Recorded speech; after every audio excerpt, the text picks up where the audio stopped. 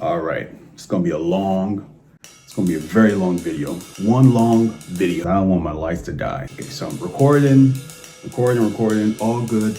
Let's do this. One take. Hello everyone, thanks again. Thank you for tuning in to another fundamentals video. Today I'd like to start this video off with a question. And the question is, what soil condition would you classify yourself under? In the book of Matthew chapter 13, Jesus was teaching his disciples and he was using parables. A parable is an earthly way of describing a heavenly message. And he told them many things in parables, saying, a sower went out to sow, and as he sowed, some seeds fell along the path, and birds came and devoured them. Other seeds fell on rocky ground, where they did not have much soil, and immediately they sprang up, since they had no depth of soil. But when the sun rose, they were scorched. And since they had no root, they withered away. Other seeds fell among thorns, and the thorns grew up and choked them. Other seeds fell on good soil and produced grain, some 100-fold, some 60, some 30. He who has ears, let him hear. So this is the parable that Jesus Christ gave. 4 conditions: wayside, or by the way. Number 2, fell among stones, right? So some seeds fell on soil that had stones in it. Number 3, some seeds fell among thorns. There were already thorns growing. Some seeds fell there. And number 4, some seeds fell on good soil. So what does a seed mean? What does a seed represent? Now, if your first thought was money, I can already tell you right now that you fall under the category of thorns. If when I said a seed and the first thing you thought was money, you fall under the category of thorns. Sorry. So what does a seed represent? Mark chapter 4, verse 14, and Luke chapter 8, verse 14. Says it very clearly, explicitly, blatantly. The sower sows the word. The seed is the word. Now, what are the 4 conditions? What do those mean? Now, remember this is a parable, right? So each of those conditions represents something. And thankfully, this parable, Jesus Christ went ahead to explain. Before I even explain what the parables are, one of the reasons why Jesus likes to use parables is it's kind of like a weeding mechanism. So imagine Jesus Christ standing, there's a large crowd, he's sharing a parable. Everyone's probably nodding because they're pretending to understand what he's saying, even though they have no idea what he's talking about. But if you're interested, after all the crowd goes away, you would probably go look for Jesus and say, hey, Jesus, that parable, what does it mean? Right. That's one of the reasons why he uses parables. Okay. Now let's figure out what the parable means. Chapter 13, verse 18 to 23. Hear then the parable of the sower. When anyone hears the word of the kingdom and does not understand it, the evil one comes and snatches away what has been sown in his heart. This is what was sown along the path. Or if you're like in church or in the service or in the Bible study or in some kind of gathering where the word is being preached and you're sitting there and the word is being preached like I'm doing right now, and it's kind of going through one ear and coming out the other ear. Wayside.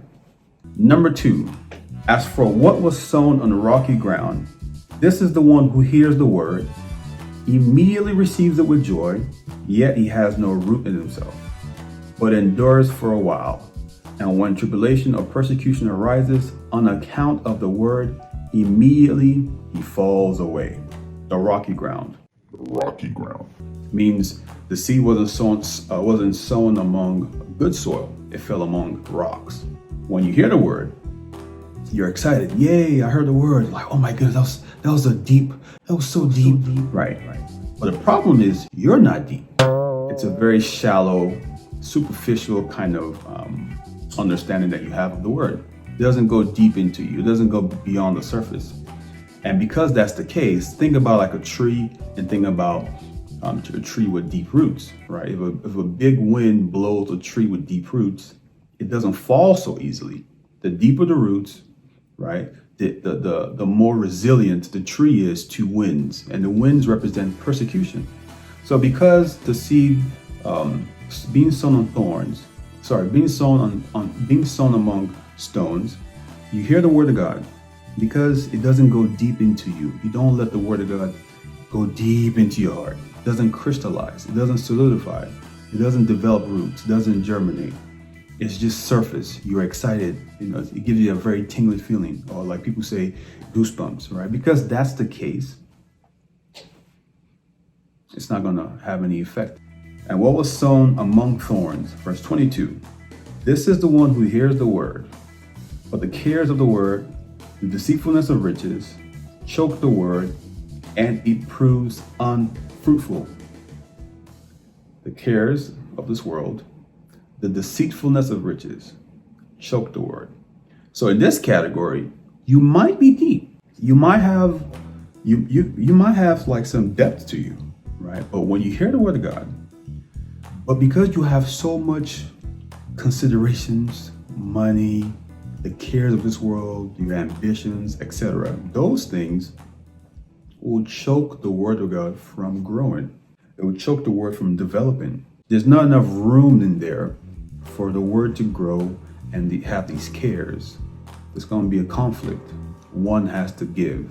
And then the last one in verse 23, as for what was sown on good soil, this is the one who hears the word and understands it.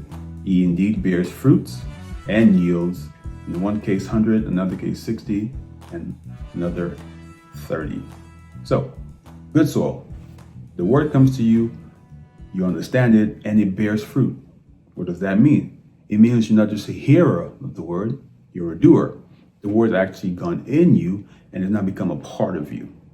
You and the word are one, if you will.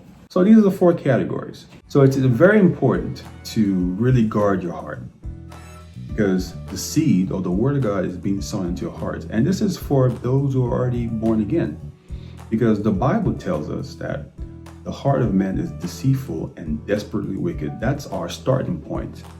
But when you believe the gospel, when you believe the word of God, when you've received salvation and you're regenerated, one of the things that happens is that your heart is regenerated too. Okay? So the good soil or the good heart is supposed to be the condition of everyone who is born again. But the problem is there's still that potential to still have thorns, which is the cares of this life, right? You can still be born again and struggle with thorns because you have cares of this life, deceitfulness of riches, choking the word from having any effect. You can still be born again and still be superficial. You can be shallow let's just call it immature. You refuse to grow beyond the baby stage, right? So you hear the word of God, you're excited, yay, but no action. Or you can also be born again, and the quote unquote birds can come and pluck the words out of it because you're listening, or you're hearing but you're not listening. And one of the reasons why people don't grow in their faith is because of this. One of the reasons is because of this. Okay, so let's recap.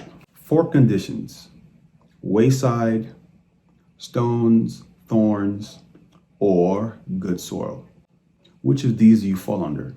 Okay, so thanks for watching this video. I hope it was useful. I hope you learned something. I hope it blesses you. I hope it helps you to assess the state of your heart. If you have any questions for me on this topic, feel free to leave a comment, send a message, and also don't forget to like this video and subscribe to our YouTube page for more videos. Thanks again for watching, and God bless.